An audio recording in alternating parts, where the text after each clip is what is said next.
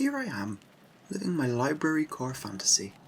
Just gonna brew some tea, explore some rooms, catalogue some books. Hold on, what does this mean? Wait, what does this mean? Book of Hours has completely and utterly consumed my life, my brain is broken, and I will never again be the same. For those not in the know, Book of Hours is the follow-up to Weather Factory's previous game, 2018's Cultist Simulator, better known to those who know me as the game that I've spent more hours of my life playing than any other. Needless to say, I was more than a little excited to hear that it was getting a follow-up, and even more excited when I got the chance to review it. Everyone knows the only thing more delicious than a game that you really love getting a follow-up is when the follow-up is really, really good. And I want to make it clear at the outset, Book of Hours is really, really good. The time I spent wandering the halls of Hush House has been nothing short of superb. Book of Hours is a real contender for the best thing I've played all year, although I've not played Baldur's Gate yet. There's just nothing else out there quite like Book of Hours. Wresting the mysteries from this game and unravelling the principles of the occult, exploring the town of Brankrug, it feels like finding a home. The game's enigmatic writing and its transportive art and music leave a very strong impression. Speaking of impressions, Book of Hours makes a powerful first one. Your journey to the ancient library of Hush House begins with your character washing up on a storm-blown beach on a black and foggy night. The wind is howling, you can't remember a thing, and you're completely alone in the world with only the faintest sense that you are where you're meant to be to keep you company.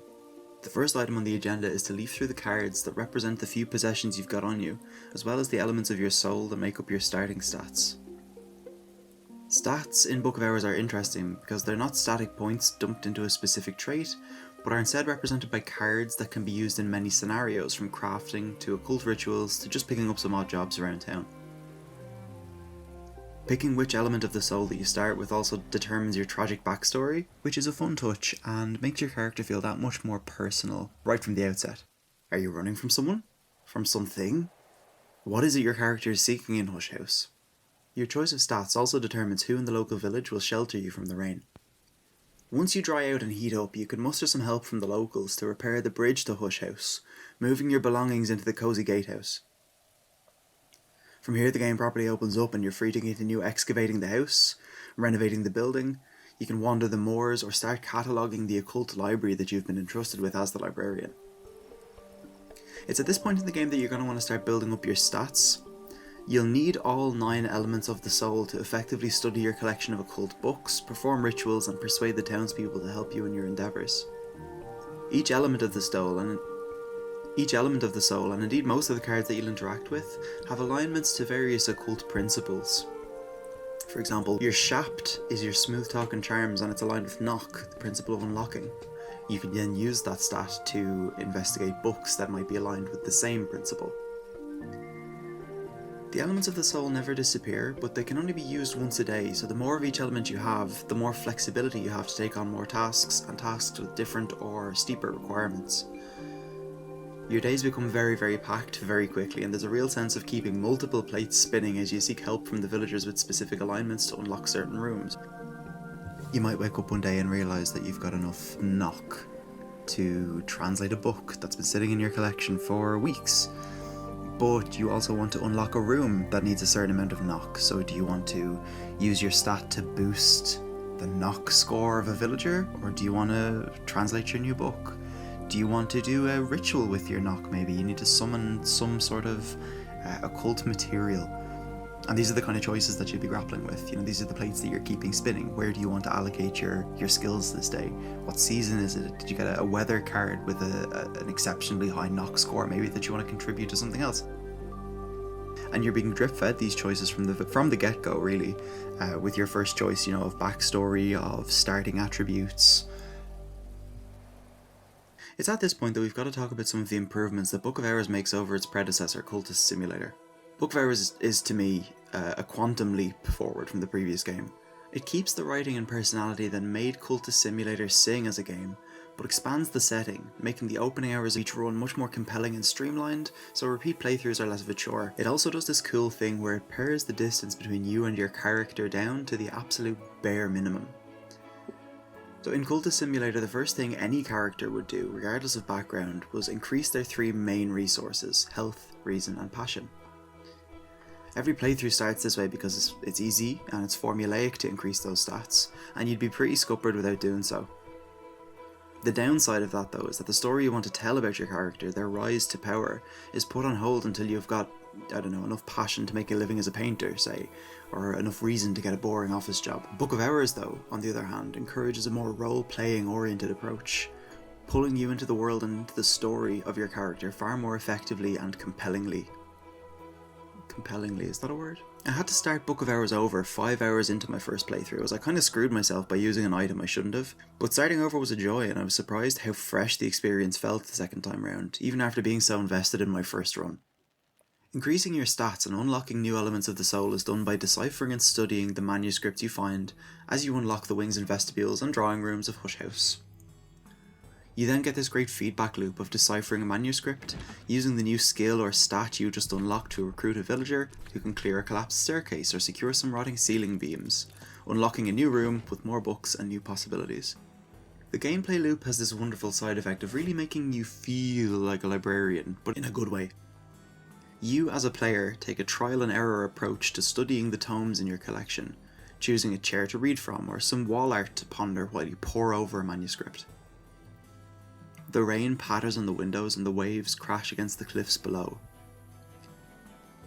And in this way I think your experience of playing the game and your character's experience of existing in the game world are in sync, and I love that. And just, I suppose as an example, I remember an important visitor passed through the town to investigate one of the seasonal events that unfolds as the year progresses. He needed a specific kind of book for his research, but I didn't have one in my library at the time. After spending so much time cataloguing and caring for my collection, I felt like it was mine, and I was embarrassed that I didn't have what he was after. The act of playing this game, of caring for my sweet beloved books, spending time studying each volume, brought me into such close alignment with my character that I felt secondhand cringe when Hush House came up short for this random guy passing through the town. I don't really remember the last time a video game made me feel embarrassed, and honestly I thought that was kind of remarkable.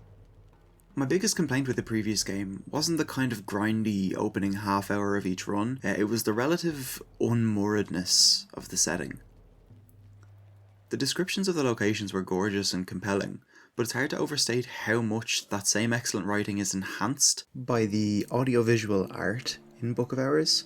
The music and the sound design specifically are both sensational, and in conjunction with the art, it honestly got me a little bit emotional at times. It's very beautiful.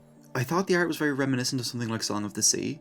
It's deceptively simple in a way that conveys warmth and life and character. The best way I can describe the music is that it feels local, like the instruments it's being played on are kept in the back room of a local pub. More than just being aesthetically pleasing though, the music and the visuals give the game a sense of place that the original never had. Book of Hours feels like it was made by people who really love the land it was based on. Disco Elysium and Norco are games where the developers feel like they're waiting on the other side of the screen with bits of themselves, the places and the people they know bleeding through.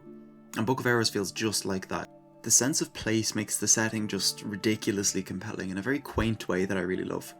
The slice of life nature of reading fortunes in the pub for sixpence before sending a letter at the post office and convincing the coffin maker to help me clear out a drawing room reminded me a lot of doing my daily rounds in Citizen Sleeper, where you travel the length and breadth of an inhospitable space station to make a home for yourself. I wrote about Citizen Sleeper and described it as having a kind of tender normalcy, and I really felt that here in Book of Hours as well.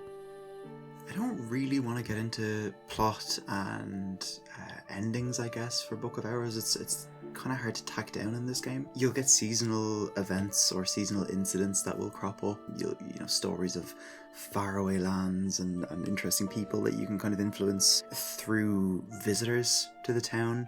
You'll have to provide them with information from specific books with specific alignments that correlate with the incident. But the story of your librarian is very much a personal one of uncovering your memories and expanding your sphere of influence and your ability to interact with the world around you. So it's quite personal. It's not something that I necessarily want to dive into because I think you'll get out of it as much as you put in. And full disclosure, I haven't finished the game yet. I haven't reached an end screen. I've been playing for 30 hours now and I still haven't hit credits. But I think, you know, for a bottom line recommendation, Book of Hours is easily up there with the best things I've played this year. It's quaint and charming in a way that is quite unlike anything else that I've played. It elevates what I loved about the previous game. It elevates the writing and the enigmatic setting. It's set in the 1930s and it has all these great little flourishes that they're really grounded in that period, but elevates that then with this beautiful visual art. Wonderful, wonderful music. The music is really top notch, right up there with the best in the business. An excellent sound design as well. So you have this wonderful sense of place, these enigmatic stories taking place within it. I think the vibe is what will attract a lot of people to this. It's a very vibey game. It's a very, you know, sit down with your cup of tea and some biscuits kind of a game, while the rain is maybe pattering on your own window. So bottom line, Book of Hours gets a huge recommendation from me. I really think it's one of the best things I've played all year. It's a very special game. I highly recommend you go and buy it. You can find this game on GOG and Steam, and they actually have a special offer on for launch week where if you buy the game in the first week, you get all the DLC that will ever release for free. So speaking from experience, I've played and finished all of the Cultist Simulator DLC, and it's all excellent. It's all really chunky. It adds tons of new endings. So I highly recommend picking this up in launch week if that sounds like something you might be interested in. I think what I was most reminded of playing it was Citizen Sleeper. So if you enjoyed Citizen Sleeper, I think this will really tickle your pickle. Will very much be your cup of tea. Thanks as always for watching. This is my first review on the channel, so this has been a really interesting learning experience for me. Usually I do kind of retrospective stuff on games from my backlog, and this is not that. So thanks again for watching. Please, if you like the video, do leave a like. Hit that subscribe button, ding that notification bell, all that jazz. Next on the channel I'm doing an Elden Ring lore video, which is going to be a ton of fun. It's going to be about Queen Marika, who I think gets done really dirty. She's never at the top of anyone's favourite character list, despite just being all over the game, which kind of sucks. So I'm going to give some time to Queen Marika. I'm going to give a lot of time to Queen Marika. It's probably going to be my longest video. It's going to clock in around an hour. So look forward to that. Sub up and hit the bell so you'll be notified once that's out. I hope to have it done before the end of the month. Thanks again.